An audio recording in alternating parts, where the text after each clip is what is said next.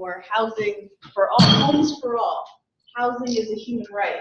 So before we start anything, I want to know, what does this mean to you? Housing as a human right. What does it look like if we actually win this? Just a couple, we're going to take like 2 seconds for this. Yeah, go ahead, Louise. I'd say that everybody has some decent shelter over their head. Okay. And it's fairly permanent, not always threatened. Right. Decent shelter for all, and that's permanent. Okay? Yeah. Safety. Safety. Yep. A couple more people. The end of homelessness. End of homelessness. And somebody else said something. Guards against displacement. It's guards, that's great. Guards against displacement. Can you say one thing about what does that mean? So I guess it goes with it being permanent. The housing, the structure itself can be permanent, but that doesn't mean the community itself remains permanent. Yep.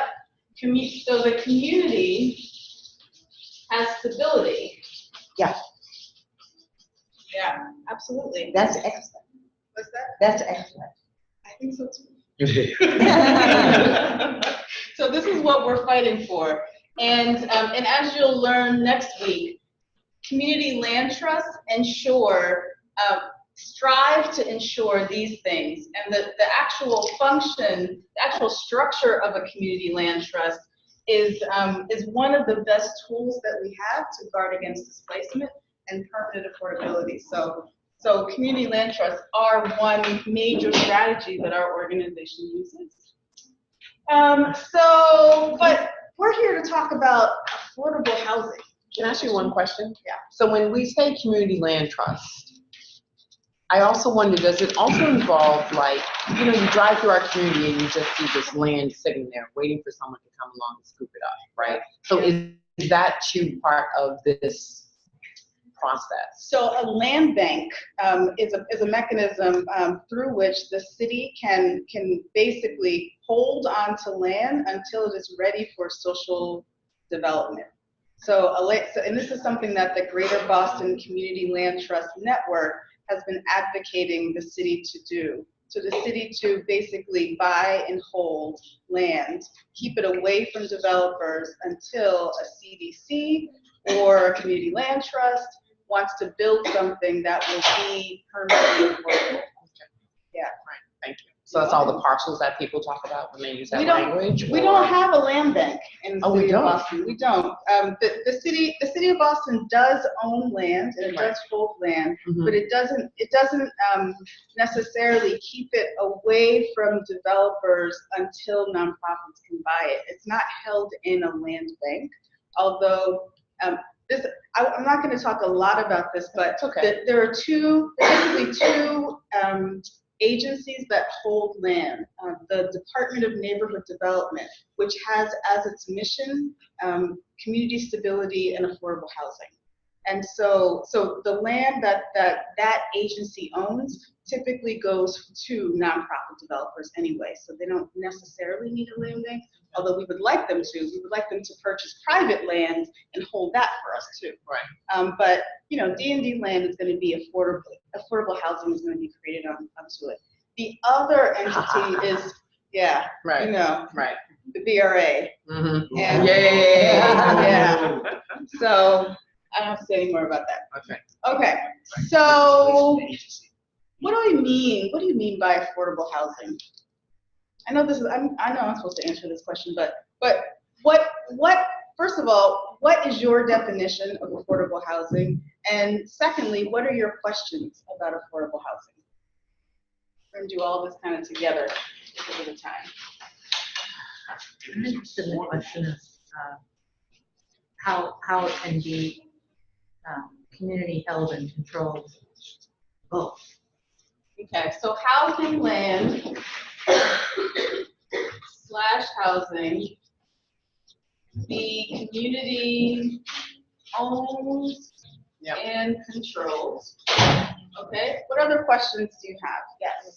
Affordable housing for all income brackets according to there's some And considering the percentage that they are of the population.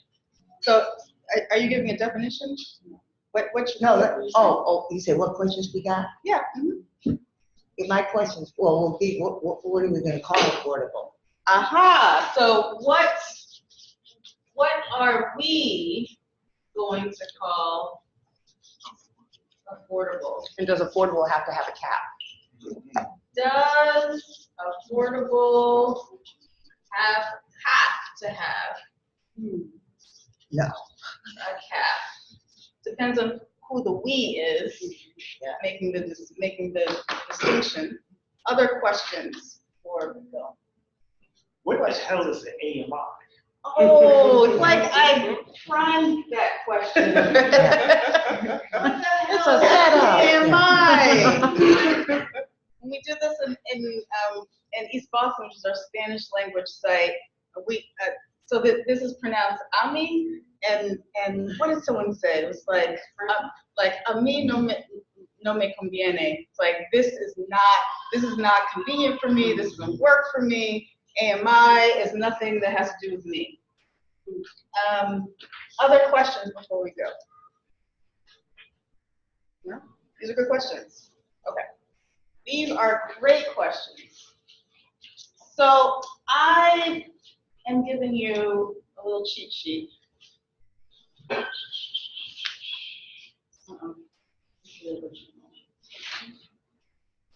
Yeah.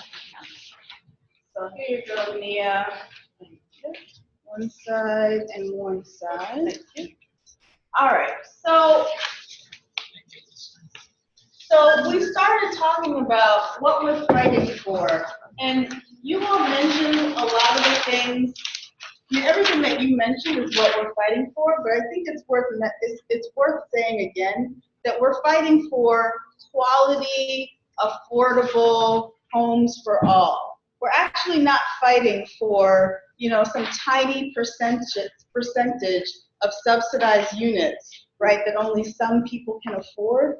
We're actually fighting for the whole thing here at City Life in our Homes for All network. We're fighting for community control of land and housing. That's what we're fighting for. Affordable housing, we have to fight for affordable housing right now, but it's just a little tiny stepping stone towards what we're actually fighting for.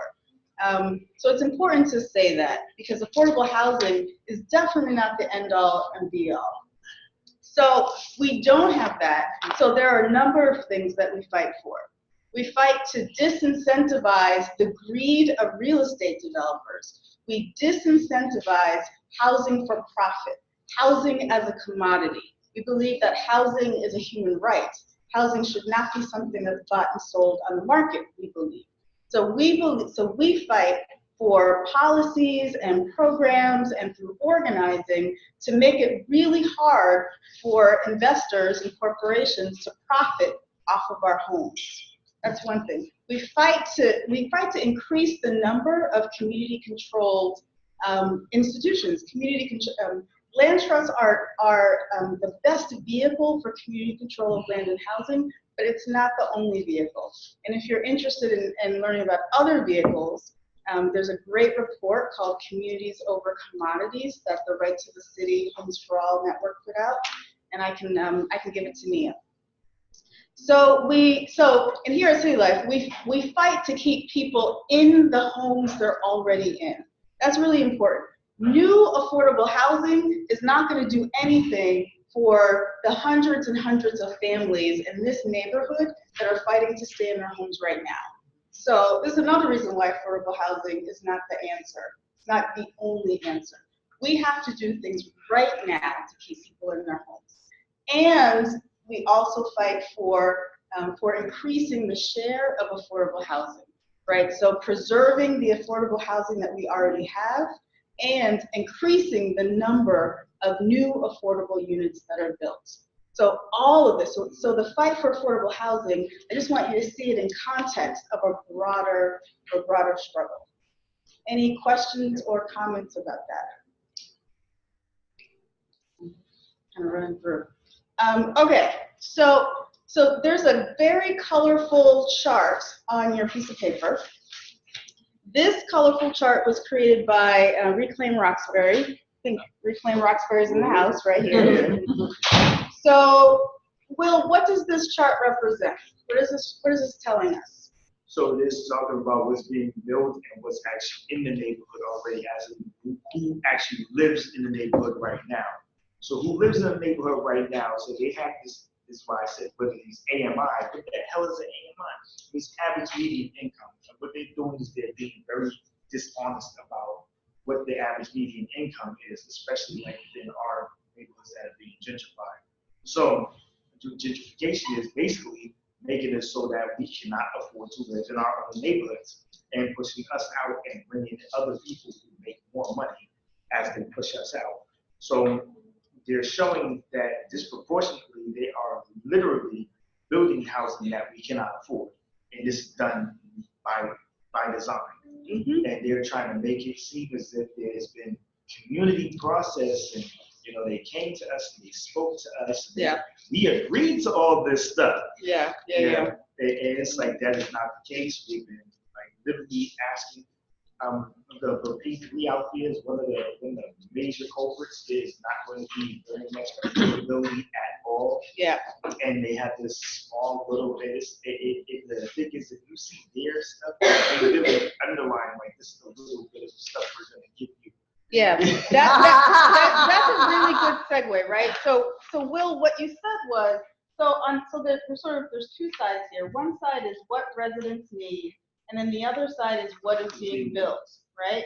And so Will, so if you look at, we're gonna talk about AMI in 2 seconds, but look at the colors. The green and the yellow are our folks. These are the people who come through City Life's doors every Tuesday and Wednesday night who are being forced out of our homes. These are people who are working class people, right? Who have 2-3 jobs. They've got a couple of kids, and they have most people have long-standing roots in the neighborhood, in the city, and they are fighting to stay. So if you look at the green and the yellow, right? So currently, you can think, okay, well, so this is like our percentage. This is our share of the residents. And if you look over at the actual jump over to what is being built, look at the actual new units. 27,000 of the 27,513 units. What's the share of green and yellow? 9%. 9%, right? 9%. So 44% are low and moderate income people, right? That's our share of the population of the renters, 44%. But only 9% of new units were affordable, right, for 44% of the people. And because of a lot of pressure from City Life and Reclaim and lots of people around the city, the mayor's folks updated their plan, right? And they said, well, instead of 9%, the share is going to be what? 15%. So that shows that more pressure is needed, right? So we were able to pressure the city, but clearly that's not enough. And so if you look at the share of housing that is currently being built, this is the red.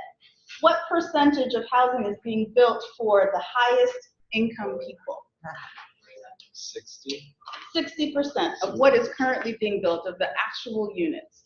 60%, right? So their share of the population is 26%, but 60% of the new units are for the highest income people. Can I ask to clarify, because also here is numbers, so Yeah. I need to clarify for myself.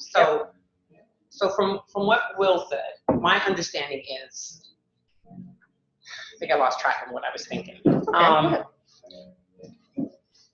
So what I'm trying to understand, I understand all the new units being built, right? That is just visible. You can see that. Yep. So what I'm trying to find is the correlation between the people living in the neighborhood, why they no longer can afford to live there. Is it because building these new homes increases taxes on the homes that they currently own? It's a good question. In addition to, is it because they're renters and the landlords want to make more money now that all these new ones are being built and want to charge more?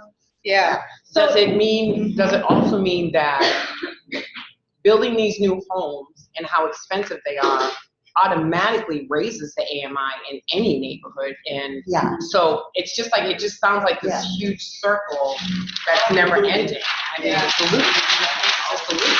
So another question is, why is the displacement crisis so bad? Right. Yeah. So as it says on your cheat sheet, it actually, and we know because a lot of us have been here for many, many years, right? My family moved here in the early 40s. My grandparents moved here in the 40s.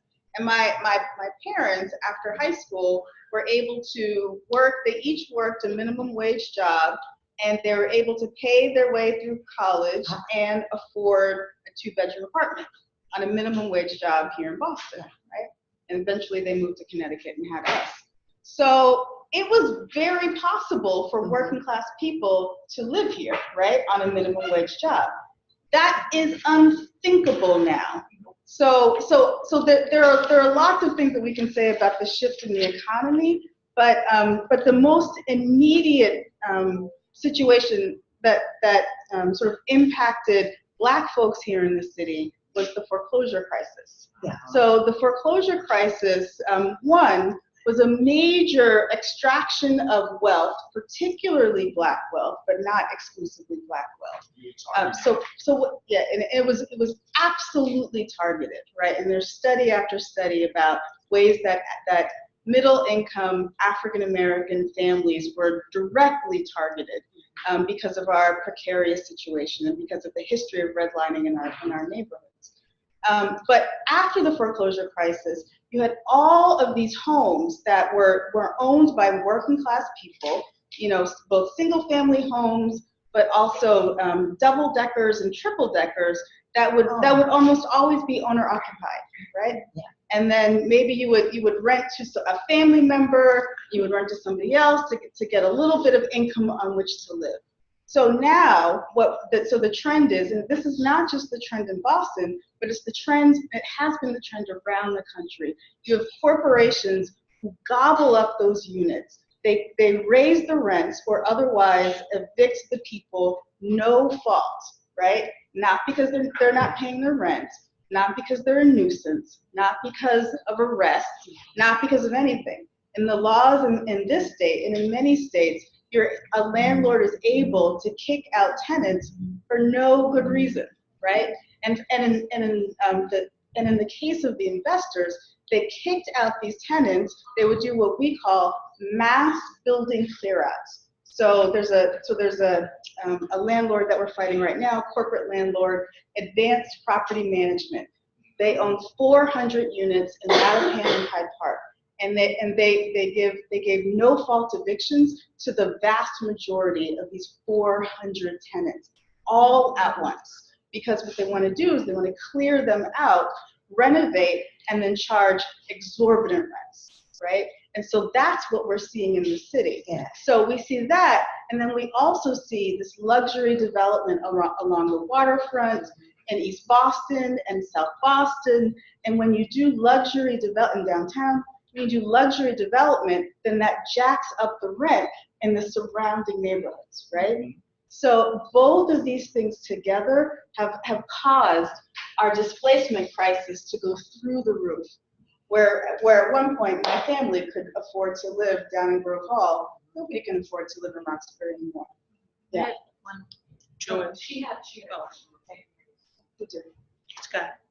So I just wanted to say this one other leg, which is that there's a massive displacement as well of people who've been living in subsidized housing. Like the story of Cabrini Green in Chicago, the same thing is going on here in Boston. I mean, for example, the housing that was up there in Roslindale that has a great hill area, view of the city. Yeah, so thank you for mentioning that. That's a separate but related crisis. So as the federal government began disinvesting in public housing, right, in the projects, the share of revenue that the cities and states had to rely on from the federal government shrank lower and lower. And so now it used to be something like that the federal government paid somewhere between 70 and 80% of the upkeep, right? And so now that's flipped, and the state actually has to pay the lion's share for upkeep and maintenance of these old buildings. And they just don't have, they say they just don't have the revenue. And so what the scheme that the federal government has been promoting with the avid support of governors around the country has been these public-private partnerships, whereby these corporations will either buy the land that's adjacent to these developments and build luxury buildings, and then some of the income will go towards the maintenance of the existing public housing. Or they knock down public housing, they create these mixed units, and they say that it's a one-for-one replacement, but we know what happens. Those of us who were around when they did that at Heath Street know that lots of those families were never able to be placed again when they tore down the projects during Hope 6. So it's a separate but related issue because the net effect is displacement of working class people, poor and working class people in this country. Just 1 second, Louise. Yeah, so I'm just curious, so it's legal for the owners to. It is absolutely legal. It is legal for, so do you rent? I do rent, yeah. So you could be, and probably are, a model tenant. Pay your rent on time, you pay for repairs, you don't cause any problems, maybe you do extra stuff around your building. It doesn't matter. If your landlord wants to raise your rent by 500%, he can.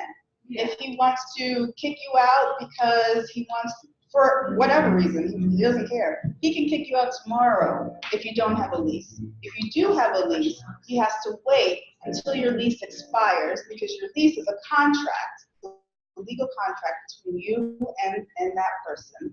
But as soon as your lease expires, you're a month-to-month tenant, and he can kick you out whenever he wants. It is completely legal. But just because it's legal doesn't mean it's easy, and that's why you have tenant organizing, and that's what we do. We use what we call the sword and the shield. There's a little sword and shield over there that we use, which basically uses the power of people, the power of protest, the power of media, the power of community organizing, along with civil legal aid, to make it very difficult for the landlord to just evict no fault. Instead, we pressure the landlord to negotiate with the tenant and to enter into a long-term lease.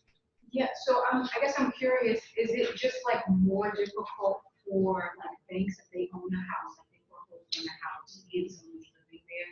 Is it more difficult for them to remove people? Because my understanding, it's a very difficult process for banks to remove people from housing. And it seems like it's easier for. So during the foreclosure crisis, we fought, City Life and many others fought for a law that now makes it is illegal for a bank to evict a tenant in a foreclosed property without just cause. So we fought for and won that protection. Prior to that, a tenant had zero protections from a bank. And just like we have zero protections from our landlord who wants to kick us out no fault. However, it's actually very easy for a bank to kick out a homeowner post foreclosure, because we didn't win protection for the homeowner in a foreclosed building, just the tenants of the homeowner. Yeah. So I'm going to take Louise, and then I'm going to say maybe a couple more things. I knew I wasn't going to have a time, which is why I gave you this cheat sheet. Okay, so what I'm saying is, now they're building for transit. They're building studios and one-bedroom apartments. Yeah. Very few, and some of the new people complain there's no housing for families. Yep. The real estate agents benefit the more people move. Yeah, yeah, absolutely. I agree with you. I agree with you. So this is what I'm trying to leave you with. You can take some. You can. Go ahead. Okay. I mean, I know I don't have like 12 hours.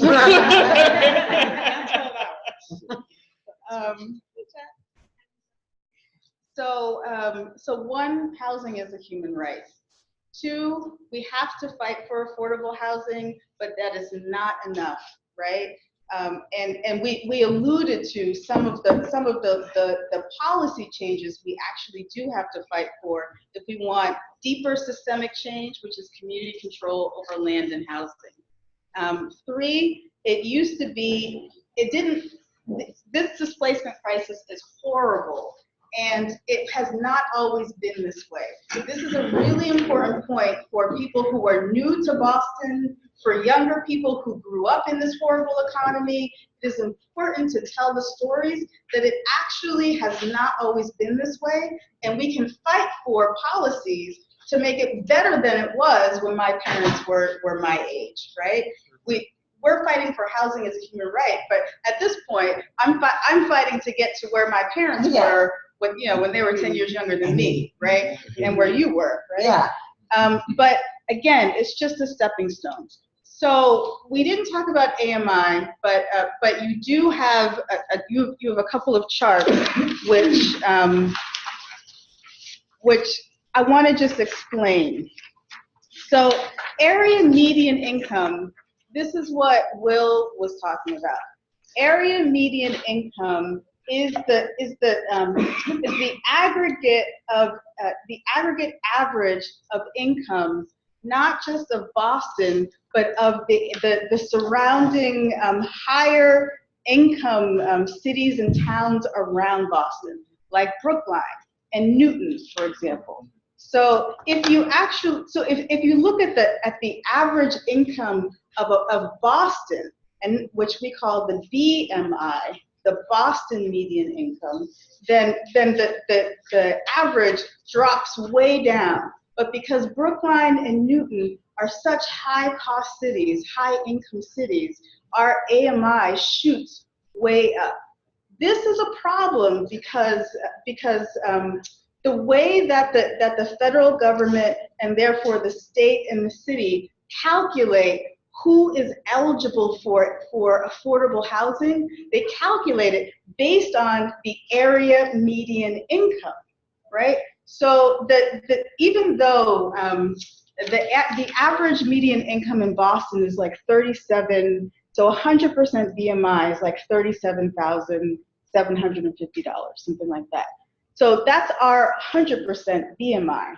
But if you take the incomes of the surrounding towns, then that's really 50% of area median income. So why is this important? If the city is saying, we're building affordable housing, look at all these units that we're building, look at your colorful chart. And they say, we're building so many units that are at 60, 70, 80% AMI. What they're doing is, someone was talking about a cap. They're claiming affordable housing, but the people who are actually here, 40% of the people who actually live here, can't afford all of this new housing at this level. And they don't even do it neighborhood to neighborhood because neighborhoods have different. That's right. So affordable housing activists are saying, if you really want to target new housing that the current residents can afford, you have to go even more granular and not do Boston median income, but neighborhood median income. Yeah, go ahead. I feel perplexed only because when you say Brookline, right, and I'm thinking of the map I saw at one point where, so Boston police don't even go into Brookline, right? But yet they're added as part of our area. And I just find that baffling. Like, because it's just Brookline is set up very different and very separate. Yeah. But it's in the middle, right? And so if you're adding it as an area, yeah, how does that work? That's the part I can't. Greater Boston. Because they're like, our taxes don't pay their police officers. They have their own system in Brookline. So Yeah. why would you add that area to Boston when we don't even have the same pay scale or anything? Yeah, Well, right, but I'm just saying, though, it's this is what I want to say. It doesn't make sense, and we will wrap ourselves into a pretzel trying to Right. figure out a way that it makes How to sense. be a crook. Right? But yeah. It doesn't make sense, and so what we say as affordable housing advocates is, this doesn't make sense. This is what makes sense. You have to build for the people who are here. Use the Boston median income instead of the area median income. This doesn't make sense for a whole host of reasons that, some of which you've said, and many, and we could do a whole list of reasons why we are different from Newton. We are not the same city as Newton. So it is important to understand that that the calculation of area median income dramatically impacts how much new affordable housing is going to be built for people like you and people like me, right? And it's also, and that's part of the confusion or the frustration that happens when you're in a community meeting and people say, I hate affordable housing. I don't want affordable housing. Because they don't see themselves in it, right? They see affordable housing either as something that's completely out of their reach and therefore a trick. You're trying to trick me and bring new housing that is not from me into my community. Or on the other hand, there are homeowners that have bought into a lot of the lies and stereotypes about working class people, and they say affordable housing is for criminals, right? And so as people who are intervening into community problems, we have to understand that affordable housing can be useful if we are the ones defining what affordable is, and if we're the ones defining what quality housing is, right? That's a really important thing to grasp. It can feel a little wonky because there's like percentages and charts, and there's like household levels, 1 person, 6 people, 3 people, the numbers change. It is important for us to study it, because if we don't, we're going to get a bunch of housing that isn't for us. Yeah. So what do we do, I guess, is right? Like, where do we go and what do we do? And so just like Joy was saying, I mean, I'm a renter too, right? Yeah. So my landlord signs my lease, right? But I also want protections in place for me, right? So that if that ever happens to me, I want to be able to take care of things, but also like, I think about like new ideas, right? And I think about like co-op living and not being so dependent on that landlord necessarily, but trying somehow to make it as a collective and living like that we support each other in these things. Absolutely. Like you are absolutely talking about some of the ways that we can fight. On the back of your handout, there's a how do we fight? Joyce, can you read those little bullet points? Let me get in there. There we go. Yeah. How do we fight? So we fight to, give me big words. Disincentivize. I can't say big words. Disincentivize. We fight to housing for profit. Mm-hmm. And this is how we do it. And this is how we do it, right? So tenant organized building by building, policy change, which refers to like tax speculations, don't allow bad actors to get zoning permits. Amen. And rent regulation. So these are some examples. So, and these are all different. Tenant organizing and policy fights are 2 completely different things, but they are both ways to disincentivize bad actors. Yes. Mm-hmm. When you say tax speculation, are they speculating taxing people that are speculating? Taxing people who are speculating on new housing. So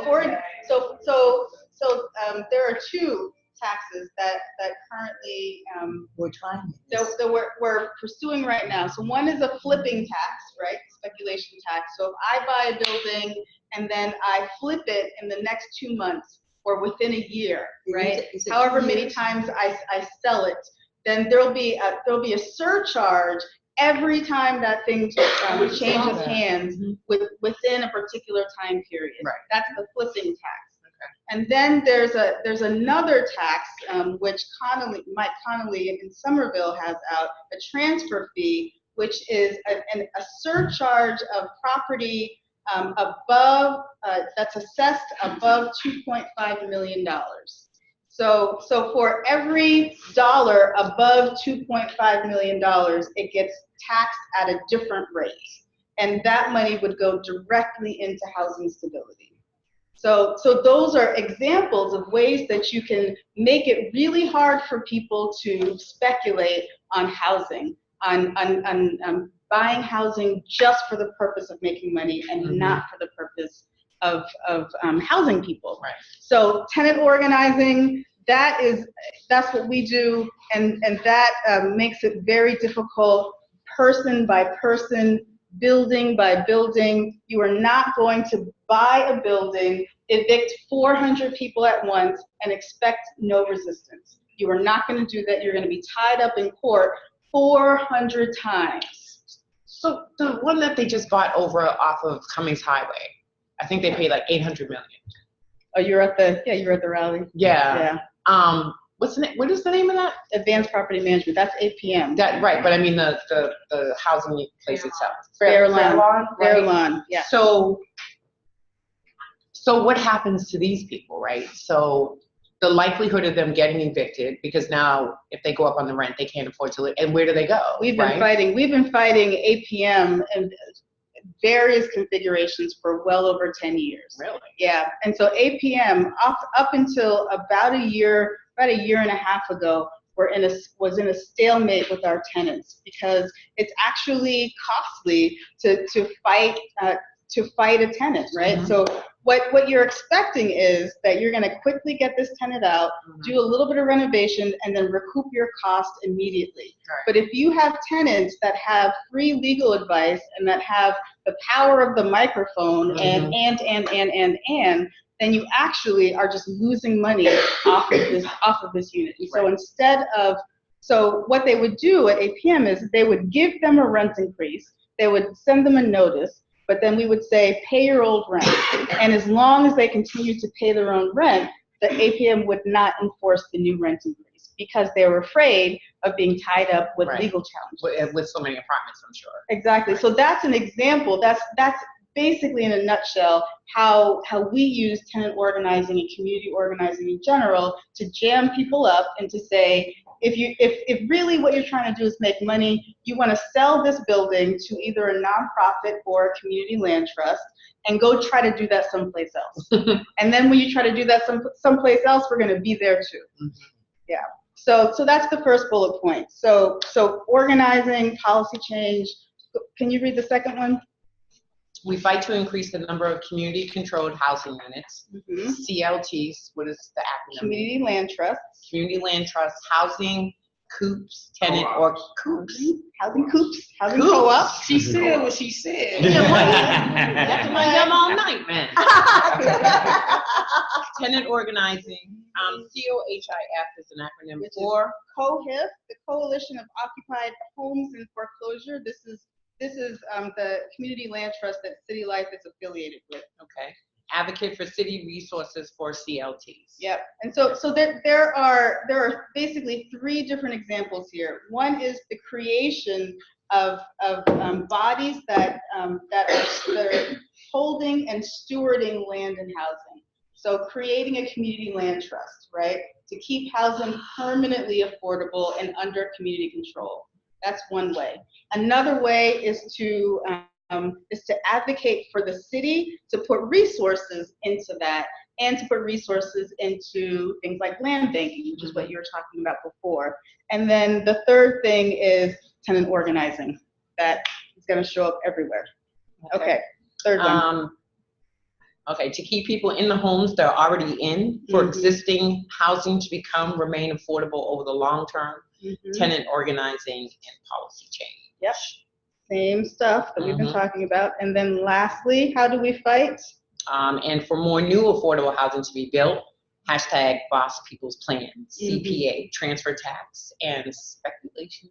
That's right. So who can say what the Boston People's Plan is? That's interesting. I think that what is for the community, what the people think, community control, and their idea of who should be representative, what powers we should have, and they want to make sure it's inclusive. that everybody in every group in the neighborhood gets included. That's right. That's right. That's right. So Louise was just talking about the 3 demands that came out of the Boston People's Plan process. Do you want to say any more about what the Boston People's Plan is?